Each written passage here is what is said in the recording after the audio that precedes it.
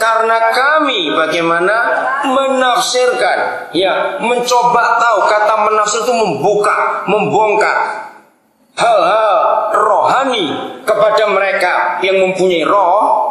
Kami berkata-kata tentang karunia-karunia Tuhan dengan perkataan yang bukan diajarkan kepada kami oleh hikmat manusia. Kembali tetapi diajar oleh siapa? Roh. Dan 14 tadi kita sudah baca.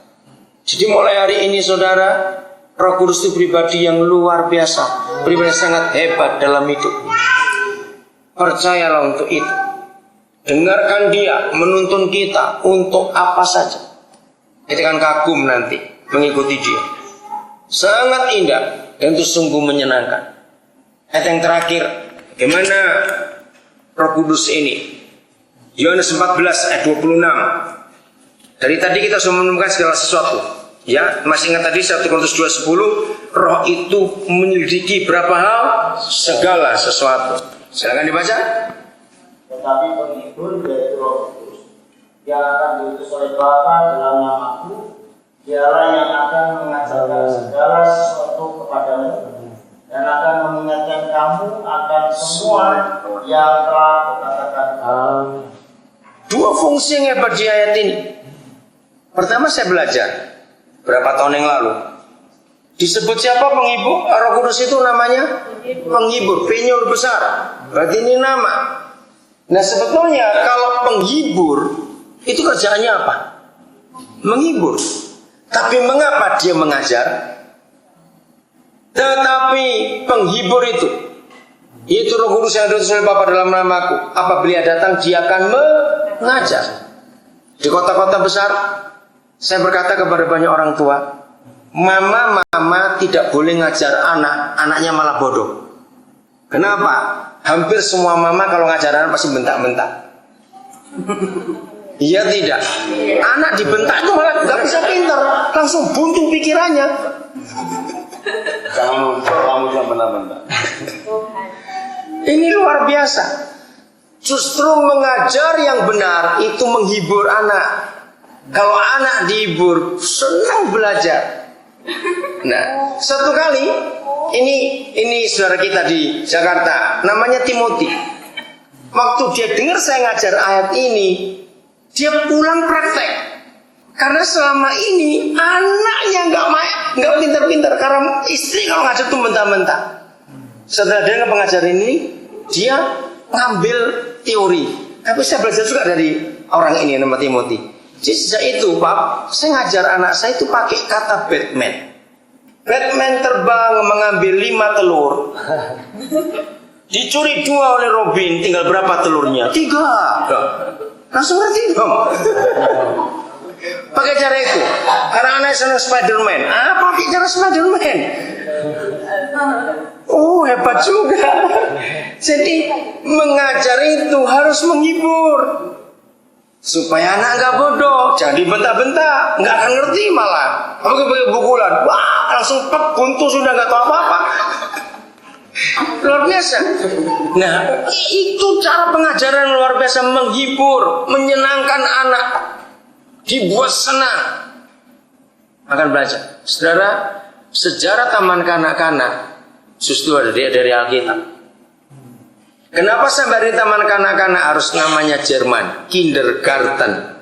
Tidak boleh diganti bahasa lain. Sebab yang menemukan orang Jerman, anak pendeta dari kota Dresden, pada awal abad yang ke-19. Dia menemukan kenapa ada Taman Eden.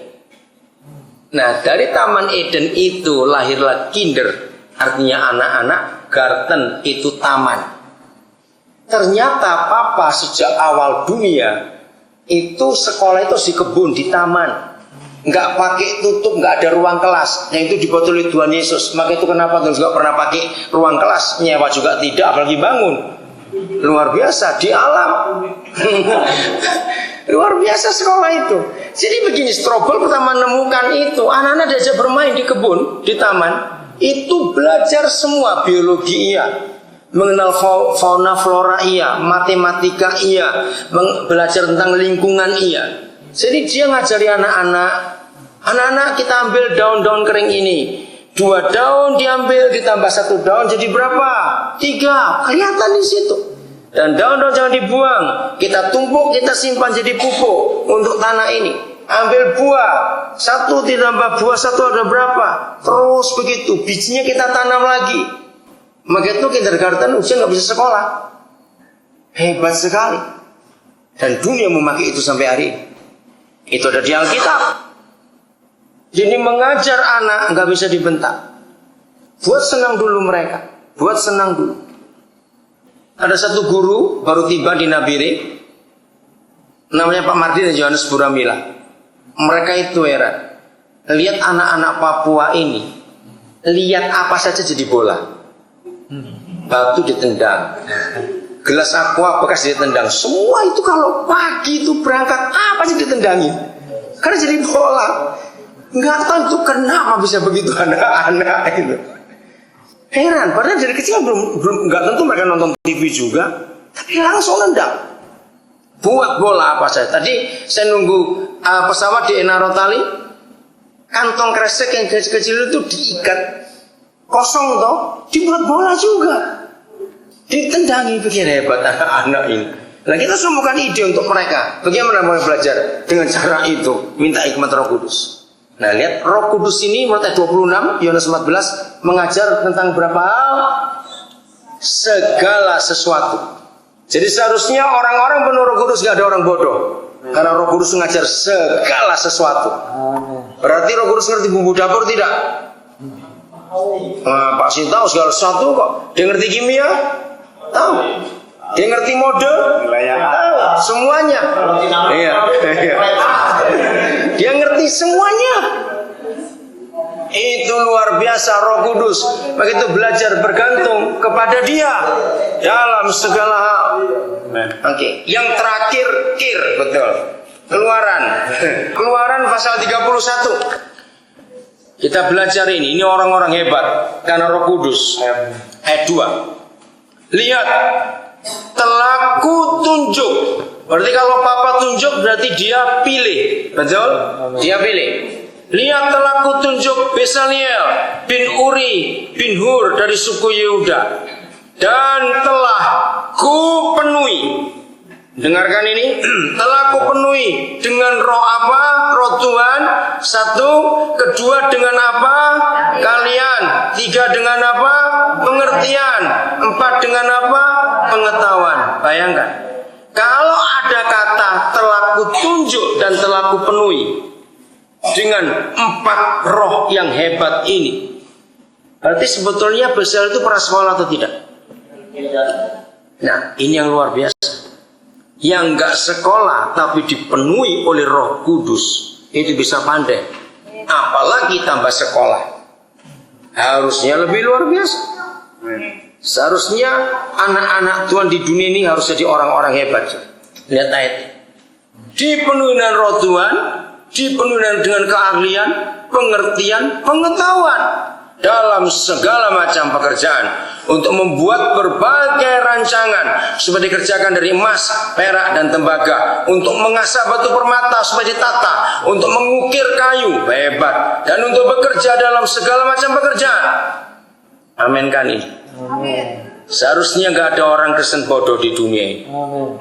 Kita orang-orang hebat karena ayat ini. Ayat 6. Kalau tadi ditunjuk, dipilih, ayat 6. Juga aku telah apa? Menetapkan di sampingnya, yaitu Aholiab bin Ahisamak dari suku Dan. Kalimat ini buat saya heran. Dalam hati siapa? Setiap orang ahli. Berarti sudah belajar bukan orang ini sebelumnya, karena sudah ahli. Ya, dibalik. Bezaleel itu nggak sekolah, tapi langsung Papa beri. Aholiab ini sekolah, karena dia sudah ahli. Tapi Papa beri tambahkan apa? Dalam hati setiap orang ahli. Terus baca, telah kuberikan keahlian. Kira-kira jadi tambah apa ini orang? Tambah ahli. Ahli kuadrat. Wih, hebat, benar. Profesor doktor, iya, hebat sekali. Saudara, saya dapat poyoan ayat ini pasal 31 tahun 79. Bendara saya masih hidup. Waktu itu saya langsung begitu baca, saya kaget. Saya membentuk pelayanan namanya Besaliel Aholiab. Kalau saudara masih ingat guru kita, satu namanya Hersen Strauning yang sekarang ngajar di Napan. Dia adalah salah satu anak yang kami sekolahkan dari biaya pelayanan ini. Dari 79 saya mengumpulkan uang. Pelayanannya namanya pelayanan Besaliel Aholiab.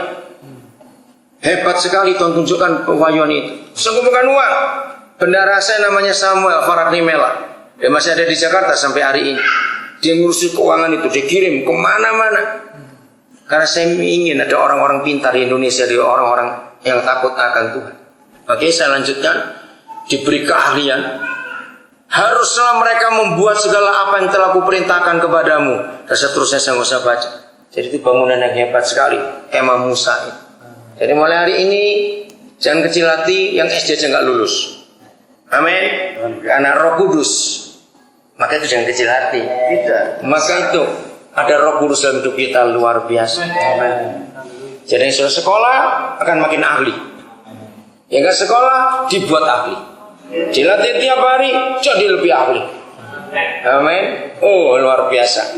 Kita bersyukur saudara akan dikenal di Papua nanti orang-orang yang ahli nangani asrama. Ya enggak? Serusak apa, senakal apa akan berubah orang-orang itu. Karena Tuhan mengurapi saudara. Jadi apa-apa kita belajar. Maka itu jangan, kesimpulannya apa kita belajar ini? Jangan pakai cara duniawi. Betul? Kesimpulan kedua, jangan pernah takut kesulitan.